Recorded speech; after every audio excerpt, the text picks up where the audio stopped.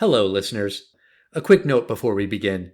The United States and much of the world is hurting right now because of injustice, inequality, and systemic racism. The horrific murders of George Floyd, Breonna Taylor, and Ahmaud Arbery have galvanized people, even in the middle of a global pandemic.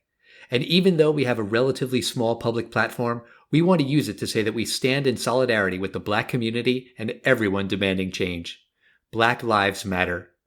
If you're able, we hope you will join us in this movement by peacefully protesting, voting in every election, national and local, and, if you're able, donating to organizations like the Black Lives Matter movement, the NAACP Legal Defense and Educational Fund, or local organizations. The vast majority of people are protesting peacefully and exercising their First Amendment rights. But there really is only one protest that absolutely can bring change. And that is this November 3rd. November 3rd, 2020, Election Day. And that is when your voices can be heard. And in 2016, young people aged 18 to 29, only 46.1% of you voted, the ones that could. 65 years and older, 71% of them came out. Even 30 to 44 years old, 58.7%. 18 to 44-year-olds, we are going to be on this world a lot longer than some older people that may have different opinions, but we don't vote. So go to usa.gov. It's incredibly simple. Don't wait till November. Don't listen to someone who tells you could sign up that day. It may or may not work. Do it now. Get an absentee ballot or just do whatever you need to do. Whatever side you're on, just vote, and that is the most peaceful thing you could do. Exercise your right to democracy. Now we'll start our silly little podcast, which we hope will provide a nice distraction from all the terrible things going on in the world right now. Thank you. Jess, is that Indian? It's really Jasminder, but only my mum calls me that. Oh, that's nice. Jasminder. Lovely. Well, Jasminder, I bet your room at home doesn't look like this, eh? With all these great big butch women on the wall. Thank you, Mum. I'm not old like you. Jess, I hope you can teach my daughter a bit about your culture, including respect for elders and the like, eh? Two young British women juggle their families, friendship, and their dreams of playing professional soccer. This week, we discuss a half-assed cameo, how Brexit makes things harder at the airport, and the only soccer players that Alan knows. We also talk about the news of an upcoming sequel to a Jim Henson classic before finding out if Bend It Like Beckham stands the test of time.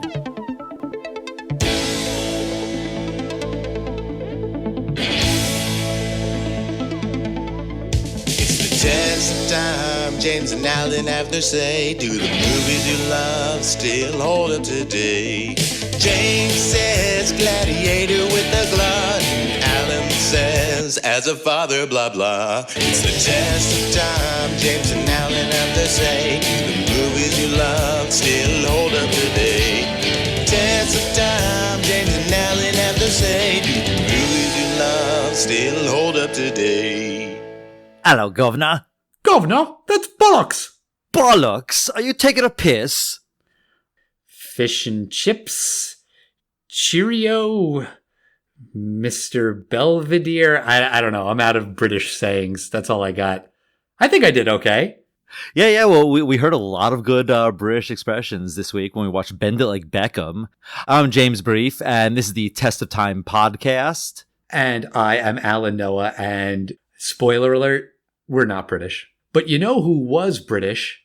David Bowie. And you know what movie David Bowie was in? Labyrinth. And you know what movie they're going to make a sequel to? Also Labyrinth. That was a convoluted segue, but I got us there. So, hey James, did you hear about that Labyrinth sequel that they're making? Which I know that you did because I sent you the link. Yeah, thanks for sending me the link. And to me, I just don't really care. I mean, the original was made by the late Jim Henson and directed by Jim Henson. And to be perfectly honest, looking back on it, I didn't really like that one. I didn't really like any of the music, even with the late David Bowie. But, you know, I hope people like it. You know, there's definitely a world for it because there was a Muppet movie like 10 years ago. I saw that one with Jason Segel. That was great. I love that movie. There's a new Dark Crystal show on Netflix, which I was never really into the Dark Crystal, but I think there is some interest in these old Jim Henson properties. And Labyrinth is one of those movies that does not need a sequel. It's been way too long. When they dust off an old movie and say, oh, we're going to make a sequel 40 years later, I'm always like, why? You don't need to do that. And I do feel the same way here. This one, though, it does pique my curiosity a bit more just because how are they going to do it? I mean, you could recast Jareth the Goblin King because he's magical, so now he looks different. Okay, fine. Like that's all you really need to explain. Having someone else play a role that David Bowie played, that's big shoes to fill, or in this specific case, very tight tights that will need to be filled. Get it? Because of his bulge, remember? Right. I mean, they could obviously cast another iconic singer of the time, whether it's, your Lady Gaga, or they're going to try to get someone A-list. But they'll certainly recast Jennifer Connelly because she has probably aged better than maybe anyone in Hollywood. I mean, she looks fantastic. She could easily play the mother of whatever character has to go back to the labyrinth, or maybe Jennifer Connelly herself has to go back and save her kid or whatever. But obviously all of the Muppet characters, those characters, they could all come back. It's a pretty easy movie to resurrect, to be honest. Jennifer Connelly doesn't come back as the mom. She comes back as the older sister to Toby. And Toby, the baby from the first movie, is now grown up and he's got his own kid. And so it's about Toby's quest. I mean, I think that's like the obvious way to go. He was just a little baby in the first one. That just to me seems like the logical place to go with it. My sister used to talk about writing a sequel where she would write it about Toby and his continuing adventures, and it just makes sense. Yeah, I mean, it's come to the point where if there's a test of time film that we've reviewed that doesn't have a sequel, somebody might be thinking of resurrecting that into a new film or a new series or something. And sometimes it works, I have to say. Sometimes resurrecting this stuff is fantastic. I never heard of True Grit, to be perfectly honest, until the Coen brothers redid it. Sometimes you can redo stuff and it's fantastic. Yeah, and Scott Derrickson is going to direct. I mean, he did Doctor Strange, which I thought was phenomenal. Maggie Levin's writing the script. She wrote Into the Dark and My Valentine, which was on Hulu. I'm not familiar with that, but I think Brian Henson is involved as a producer or executive producer or something like that. I think there's potential there. So I will be cautiously optimistic for that one. But let's move on from the world of goblins and demons and Muppets to England. And let's talk about Bend It Like Beckham. So you picked this movie, James. Why did you choose Bend It Like Beckham? I kind of miss sports, and this film did come up on Hulu, and I hadn't seen this film since it came out, and I just remember liking it. I didn't really remember much of it. So I decided, I miss sports, and let's watch the film. You say that you miss sports, but this movie doesn't have anything to do with sports. It's about soccer. Oh, burn on anyone who likes soccer. Soccer is stupid. It's not a sport. I was on varsity soccer at high school. Okay, fine. But can we just admit that it is the most boring sport in the world? I will tell you that I spent a lot of time in Ireland over the last few years, and they have a version that is so much better than soccer. It's called Irish soccer, Gaelic soccer, and it's basically almost the same thing, but their goal has two poles coming up from both sides of the goal. Essentially, it's like an American field goal. So, how sometimes they look like a capital H, like in high schools and stuff? Yeah. So if you shoot a goal through the regular soccer net, that's 3 points. But if you can just punt a ball through the field goal, that's a point at any one time. So it's just like a chaos of people like trying to punt the ball in there. It's a really high scoring game. I mean, I've always just found soccer to be boring. I get what you're saying about Irish soccer. That still sounds painful to watch. So I know some people like it. I know a friend of the show, Darren, who's been on 5 times. He loves soccer. I just couldn't care less about the game of soccer. But I hadn't seen this movie and I was interested in watching it. So this movie focuses on two 18-year-old British women, Jess Minder, or Jess, and Juliet, or Jules. Jess is infatuated with soccer, or I guess maybe we should call it football because it's an English movie and they call it football. So, all right, let's go with football. But because Jess is a woman, her conservative family won't let her play. One day, Jules sees Jess playing and she invites Jess to try out for the local women's football team. After seeing Jess's skills, the dreamy Coach Joe puts her on the team. Jess quickly becomes the top player, but she has to lie to her family as she sneaks off to practice and games. Jess and Jules have a falling out when Jess tries to kiss Joe because Jules likes him too. Way too many J names.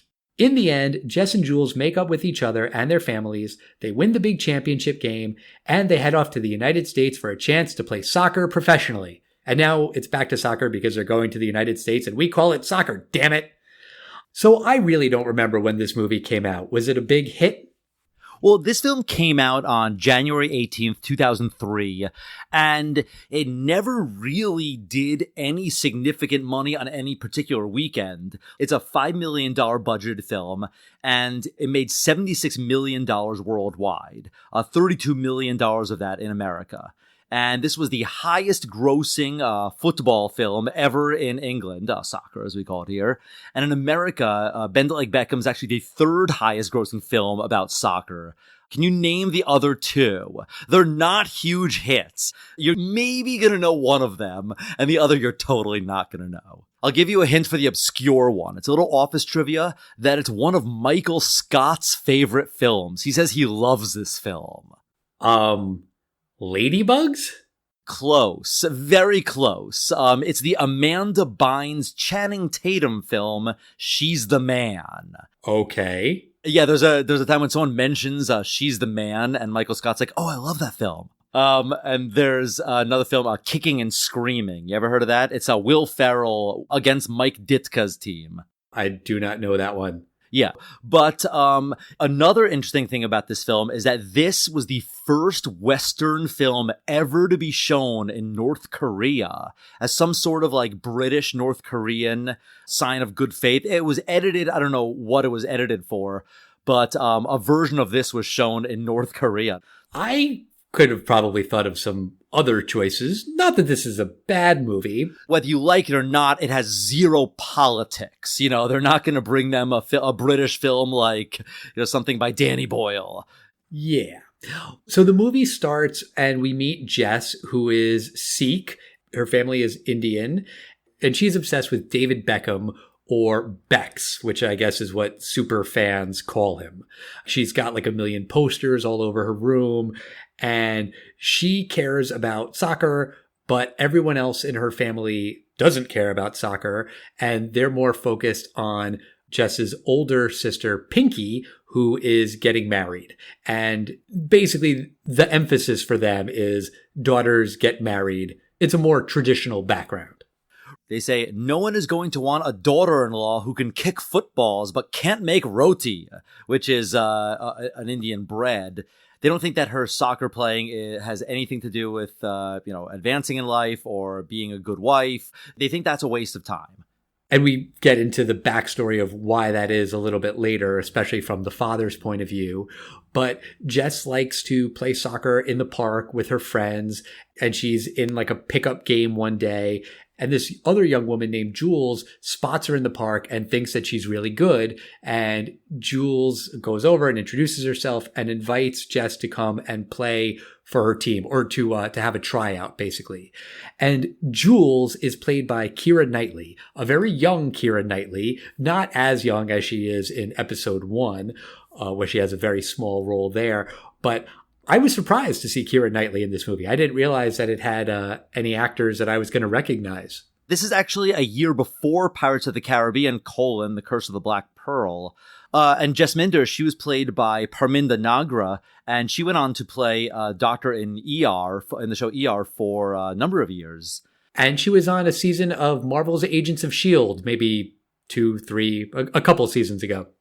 And when you meet Jules, Keira Knightley's character, she's kind of a tomboy. And Her mom is sort of the same way that she doesn't want her daughter acting like a tomboy. She makes a comment that she says, Sporty Spice is the only one of them without a man. I thought that was a really funny line. Yeah, and her mom also thinks, because she does have a short haircut, that her mom does think that her daughter's a lesbian. But on the other hand, the father kind of likes playing football with his daughter, so he doesn't really mind at all. So it's not one of those films, no daughter of mine is going to do this, she's going to dance, There's none of that stuff. Right. And Jules invites Jess to her football team, and she gets a tryout from Coach Joe. Joe, Jess, Jules. Ugh. And so Joe is played by Jonathan Rhys Meyers. Am I saying that right? Probably. Okay, sure. And he is just like so dreamy. This guy just looks like he fell out of like a Teen Beat magazine from like the late 90s. This guy has zero body hair, and he is just so clean cut, and his jawline is so defined.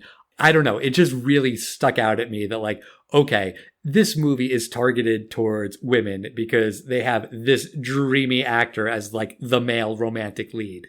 I mean, he is kind of your British Teen Beat, Tiger Beat, whatever their magazine was in 2002 when this came out. He was certainly in those magazines. I'm sure of that. Yes. We also meet some of Jess's other friends. There's a guy, Tony, and Tony's kind of her best friend, and you think maybe it's one of those things where Tony's kind of always had a crush on her, but he's afraid to ask her.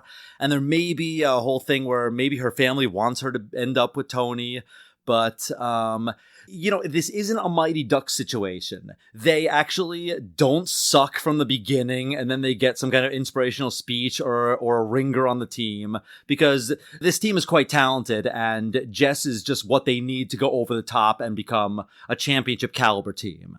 Basically, there's a team montage of them just, doing well. And the only thing is that Jess has told the coach Joe that her parents are okay with her playing, while her parents really aren't, and she's totally lying. Right. And Jess is really good on this team. Even though the team is good already, like she is a breakout star right out of the gate.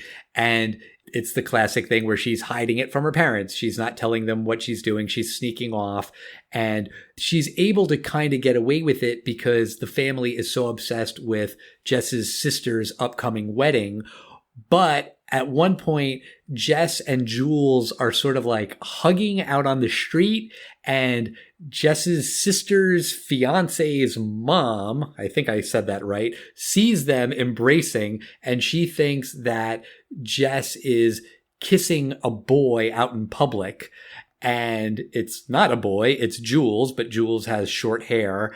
And for that reason alone, this other family cancels the wedding between Jess's sister and their son, which just seems like crazy. I mean, that just seems like a ridiculous overreaction. Yeah, it seems like an overreaction, but probably was just some kind of threat. They were probably, angry about some part of the wedding cake, and when they do make up, they're like, okay, but it's gonna be chocolate. They'll have a bargaining chip when they come back. You do not know how weddings work. No, but, it's kind of fun. Let me ask you a question, Al. Do you know what bending means, like, in terms of soccer? Do you know what bend it like Beckham means? Yes, it's the soccer equivalent of a curveball, right? Like where instead of throwing the pitch right down the middle, you kind of want the ball to curve in the air. Similarly, in soccer, you kind of want to kick the ball where it can go at an angle, right?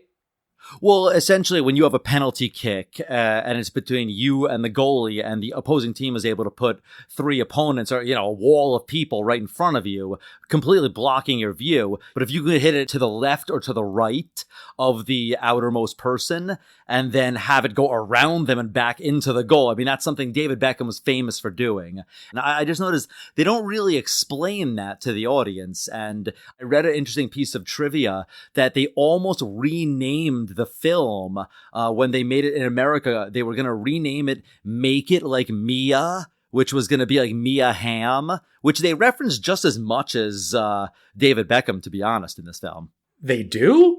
I mean, maybe not the exact number, but they reference Mia Hamm several times. I mean, Beckham is all over her room. I mean, he's in like so many of the shots, not him in the flesh, but like his picture. He is a presence that looms over the entire movie. And as an American who does not give a crap about soccer, I know that David Beckham is a famous soccer player. I wouldn't know who Mia would be referring to be honest. Totally curious on that subject. You make an excellent point because Mia Hamm, while famous in America at the time, and I mean, as offense, I don't think she's playing professionally now. And David Beckham's famous still because, you know, he's in the spotlight with his wife and everything. But that is a better name for American audiences. But on the subject, just can you seriously name a single famous football player? I mean, Pele, you know. I was going to say Pele. There's two people. We're basically living through two Michael Jordans of football internationally right now. And I'm just wondering if you've ever heard of either of these two people. Ronaldo? Yes. Congratulations. That's fantastic. You know one of them. So he's that much of a superstar, Al, that you know who he is. Okay. That is how big he is. And do you know the other one? Air Bud? No. Like, does the name Messi mean anything to you? Have you ever heard this name? I've heard that, yeah. I couldn't tell you anything about him. Okay, all right. Those three players, like, are famous even to you. But getting back to this movie, so Jules tells Joe that Jess's family is opposed to her playing soccer. So Joe decides that he's going to go to her house and talk to the family and try to convince them that they should let Jess play, which is an honorable thing to do, but it doesn't really go that well. We get some backstory from Jess's father, and he says that when he was in India, he played cricket and he was a superstar, but then he came to England and everyone just dismissed him. They made fun of him. They didn't want him on their team because he was Indian, and it broke his heart, and he never played cricket again, and he doesn't want that to happen to his daughter. But then Joe basically walks out of the house and says to Jess, you don't always have to listen to your parents. And we've got this big game coming up in Germany. You should come. And Jess decides, yeah, okay, I'll go with him. And question that I genuinely don't know the answer to.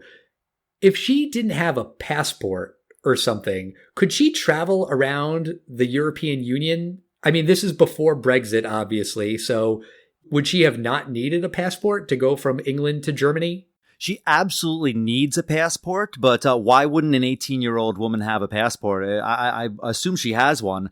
But the thing is, I traveled a lot with my Irish coworkers through Europe. And whenever we went from Dublin to, if it was Milan or something, they just walked right through. It was EU passports was, you know, when you go to a place that you go through security and you're like, that wasn't really security. That's what they went through. But, you know, the Americans and every non-EU, we had to go through the regular thing of what do you declare? Why are you here? All that stuff.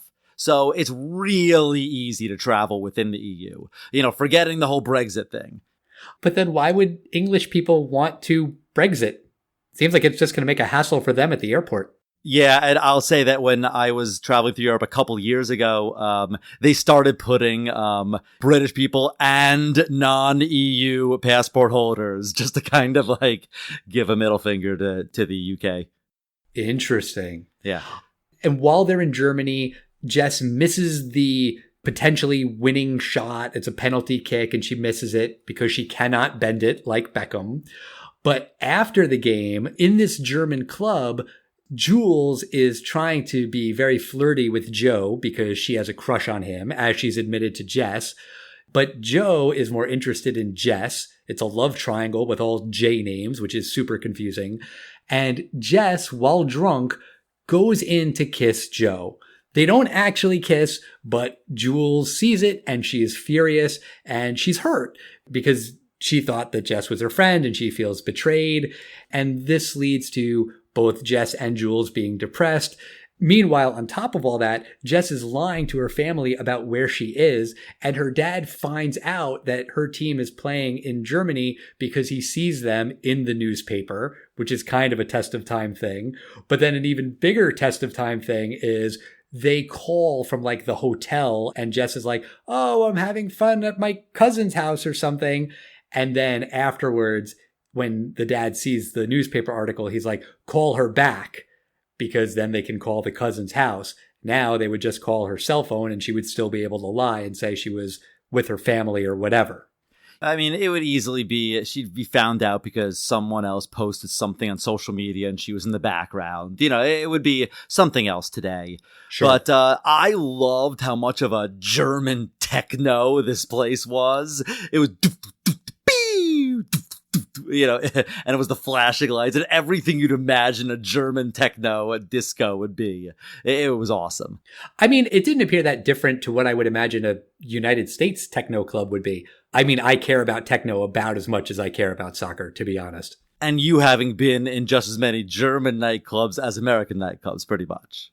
I've been in a few American nightclubs, but like in 2000, 2001. So it's been a while. Well, when this film was out, though. Yeah. But Jess decides that she wants to have a nice Indian boyfriend, and she talks to her friend Tony because, like you said, it seemed like he was always interested in her, and maybe they could pair up.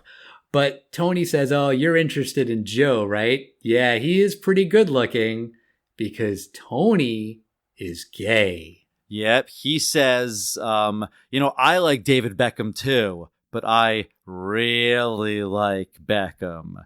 And when he says he's gay, Jess's reply, it made me laugh because she goes, but you're Indian. She says it out of naivete. She's this obviously sheltered Indian girl, and she doesn't dismiss her friend in any way, but she's just shocked. She had obviously never in her life met an Indian gay person. So that's why it was so shocking to her. And it's a twist that I wasn't expecting, certainly the first time. I did remember he was gay, but the first time I was not expecting it. Yeah, I was surprised by that too. I sort of thought that she was just going to end up with him as like the more safe choice. Yeah, and I'll say watching it, knowing he's gay, I'll tell you that all the times they're playing soccer together and he's kind of like talking to her about serious things, he's really BFFing her. The actor obviously knew he was gay the entire time, and he played it that way. It was nothing sexual about the relationship in any way watching it, knowing the end part. Interesting. So Jess is caught, that she was playing soccer. She's banned from playing again. Her sister's wedding is back on. I didn't really get why, but whatever. The important thing is that her sister is happy. She's getting married. And because they had to cancel the venue and then rebook it, I guess, there was only one available day, and that's the day of the big championship game. And how can Jess go to the big game and her sister's wedding? She can't. Well, then she decides to be a fan of the test of time, and then she listens to an episode that we had about a little movie called The Water Boy. Do you remember that time that Bobby Boucher came at halftime? I mean, that's basically exactly what happened. She goes to the wedding for the important wedding stuff and then is able to leave halfway through the party when Tony convinces Jess's dad to let her go. The fact is the father gives his blessing because he does see, to be fair, he sees that his daughter is miserable. So he'd rather have a happy daughter doing this foolish football than a sad daughter. She's doing the obedient thing. She showed up to the wedding. She's not making a fuss. Once she's caught the second time, she really, she falls in line and she gives up her entire career of football at this point. But her dad says you can go. And they go, and guess what? She scores the winning goal. She bends it like Beckham. Yep. and there was a scout in the audience. And here's the interesting thing. Jules and Jess, they're really obsessed with the fact that there is a professional women's football league in America, in the States, and professional meaning, obviously they would get paid for it. And this was the Women's United Soccer Association, the WUSA. And the WUSA wound up folding. But today, there is another professional soccer league. So it still does exist. But that particular soccer league that they're going for, the characters, even if they are recruited by a scout that saw them in the finals, they probably were out of a job like 2 years later until the next league showed up. And then that went out of business. And then there's another league that's been around for a while, though. The point of this film is to get not just a scholarship, but a scholarship that will eventually result in them getting a paying job in the field that they love, just like Beckham. The soccer field that they love? That's right. Yeah. And, everything does sort of wrap up after that. Jules does tell her mother that she actually got in a fight with Jess because they were fighting over Joe, so that the mom no longer thinks she's a lesbian and is one of these like, I was never worried you would be a lesbian anyway. She even says like, I was cheering for Martina Navratilova as much as the next person. It's one of these like, she was not happy when she thought her daughter was a lesbian. But then after she knows she's straight, she's like, being a lesbian is totally fine. Yeah, it's... I'm not homophobic, but my daughter better not be gay. Right. That's basically her in a nutshell. However, the mother does evolve in that there's a very cute scene where she starts deciding if I can't beat her, I might as well join her. I might as well learn what my daughter loves. So the father starts teaching her about football and what the rules are. And there's a great quote. He's setting up all of the condiments around the table. And it's obviously, some football setup that he's setting up. And she goes, the offside rule is when the French mustard has to be between the teriyaki sauce and the sea salt. I think she's got it. Yeah, I thought that was very funny. Yeah, I didn't really get the whole, like, oh no, my daughter can't be gay subplot thing. I get why she didn't want her daughter to be a tomboy, and they sort of set that up. But then, like, when she's freaking out, worried about her daughter being gay, it just felt weird to me. And then she shows up at Jess's sister's wedding and starts screaming at Jess about like, how dare you be a lesbian and kiss my daughter? It's like, well, if your daughter is a lesbian, then she's kissing her too. So why are you only yelling at Jess? Like, it just felt bizarre and out of place to me. Well, I think the place it's supposed to be a parallel to Jess Minster's family. They don't think she's a lesbian. They think she's kissing a white boy, which is, to their social circle, a huge horror. I think it's supposed to just be a parallel between the both girls. Like, their parents wrongly think that they're fooling around with someone, and neither of them are fooling around with that particular person. Although Jess is actually interested in a white guy. I get that. I guess I just feel like the parallel could have been more about they both have parents that don't approve of them and their choices, where it didn't really need to be that specific. That's just my opinion. I get it. There's a little scene at the very end when they're in the airport ready to go to the States, and there is a little cameo by the actual Posh and Becks, Victoria Beckham and David Beckham, as they're walking through the airport. It almost looks like that they were not involved in this film and later signed a release, but it turns out that they actually did participate in it a little bit, which seems like they barely made any effort to participate in it. Yeah, it's a really half-assed cameo. You barely even see their full faces. I mean, I don't read tabloid magazines, but it looks just sort of like one of those pictures where it's like spotted out at the airport, and you kind of see them from the side and they've got the sunglasses and the hood on. If you had told me that, hey, Alan, did you know that it wasn't really Posh and Becks, but it was like celebrity lookalikes, I would have believed it, and they could have gotten away with it. Right, or I think they probably could have even gotten better footage from like some 4K paparazzi guy, just like having them walk through, because you could barely see their faces. It was just kind of a weird cameo. But they see David Beckham, and Joe and Jess see this as a sign, and they decide to kiss. Even though she's about to go off to the States, they kiss, and the movie ends with a postcard sent to the dad showing the girls at UC Santa Cruz, so they're on Division I soccer team. The final shot is Jess Minter's dad. He's playing cricket with Joe and a bunch of their friends. So, the dad gets to play the sport he loves again. And presumably Joe is still with Jess in a long-distance relationship. And that's how the movie ends. And then while the credits are rolling, there's all of this behind-the-scenes footage while the cast and crew sing and dance to an Indian version of Hot, Hot, Hot, which is cute. I believe that's like a way that they end a lot of Bollywood movies, right? I mean, I remember from Slumdog Millionaire. Absolutely, yeah. It's a dance number to end the film. So that's very common. So that's what they were doing. And, the first time I had seen something like this, what would be the American version that you think was the first version I had ever seen? There's Something About Mary. Exactly. And that's the kind of thing that you have to film in every single scene a little bit of the song. So they knew what they were doing. But, that's the film. And, this small little film was a huge international release. So, maybe it's what people needed. 2002, the world needed a, lighthearted film. 2020, the world's a happy place now, right? So. Oh, yeah, we don't have any problems now. We're all good. Well, what do you think, Al? Does 2002's Bend It Like Beckham, does this stand the test of time?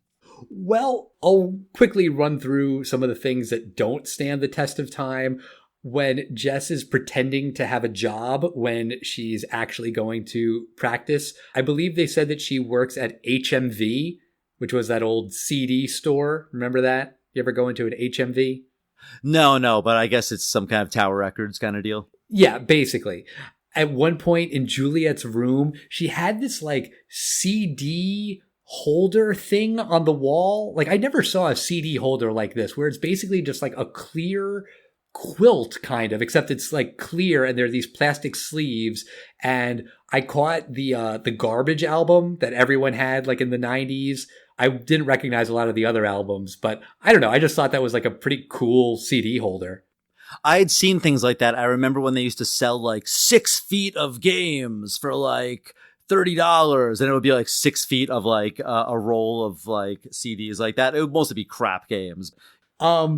At Jess's sister's wedding, the videographer is holding this enormous video camera that just kind of made me laugh. It was so big.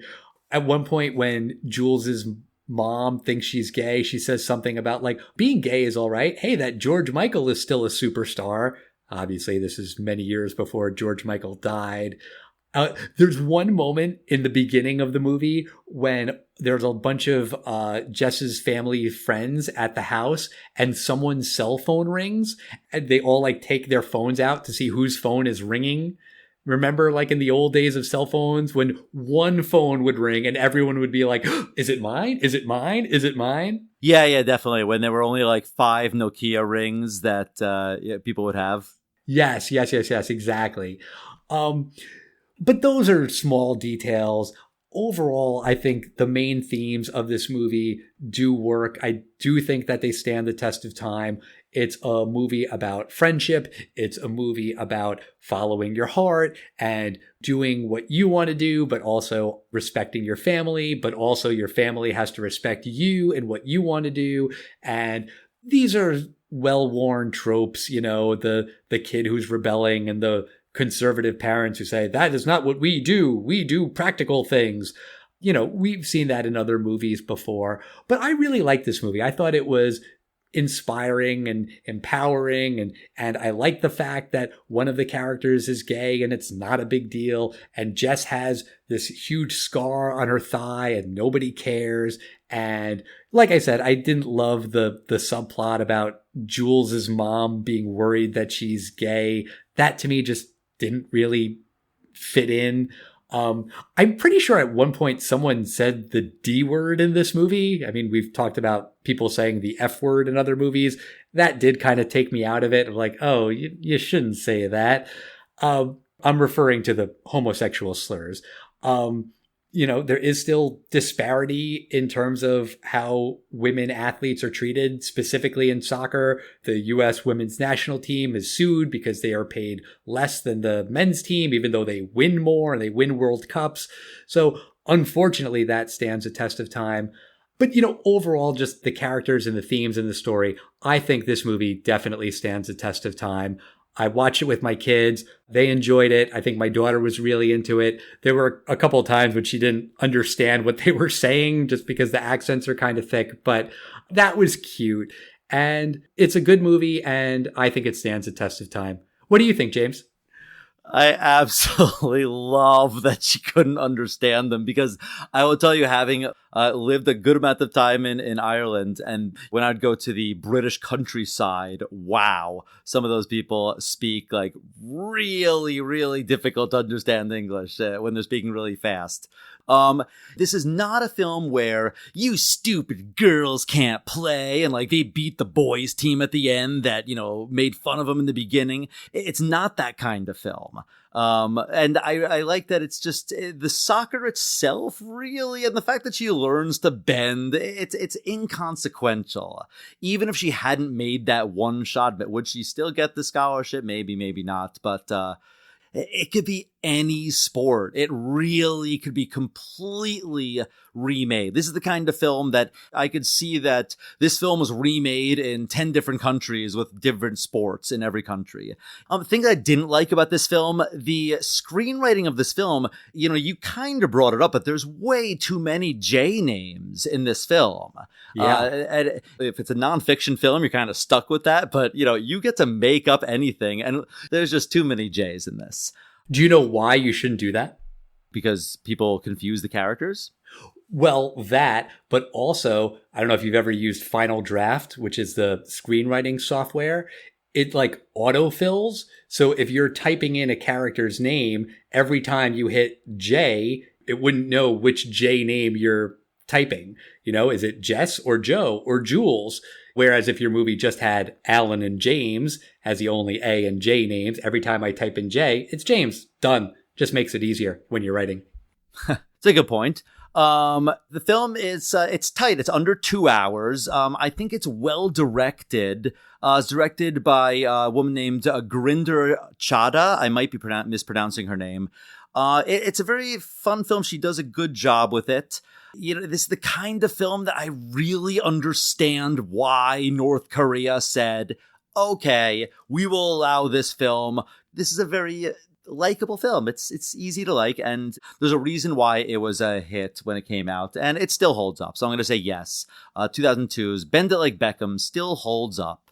That's great. We are in agreement, and I am happy. Yeah, you know, I was thinking about something, and for next week, let me ask you something. What was the first summer film that you can remember being, this is a huge film coming out this summer? I mean, Batman, maybe, 1989. Yeah, it's exactly that. Because if you remember that summer, especially kids our age, the boys were all wearing Batman t-shirts, and, you know, it was very cool that summer. That everyone was hyping that up. And that was the first time I realized that there is going to be like one huge movie that Hollywood is going to try to push every summer. And the next year, do you remember what film that was in 1990 that they definitely pushed to be the film of the summer? Oh, yeah. I remember. It was Dick Tracy. That's right. It was one of the first times I ever heard of the midnight premiere, because there was a thing where if you went Thursday night at midnight, or, you know, technically Friday morning at 12:01, you got a t-shirt that said, I saw it first. And I remember when I went to camp that summer, like there were a bunch of kids that had those t-shirts. And this was a really hyped movie based on the 1930s, 1940s little comic strip. I didn't know about that comic strip, but I knew that this was a big movie in 1990. 30 years ago, the movie Dick Tracy came out, and 30 years later, we will review it on the Test of Time podcast. Do not miss that episode. Make sure you don't miss it by subscribing on whatever podcast platform you're listening to us on right now. If that podcast platform is Apple Podcast, do us a favor. Write us a nice review. Give us all the stars. 5 stars is generally considered, you know, a nice amount of stars. We would appreciate that. Say something nice. We'll read it on the air. Talk to us at Test of Time Pod. Let us know your thoughts on soccer or football, or if you can bend it like Beckham. And we'll see you next week. Take care.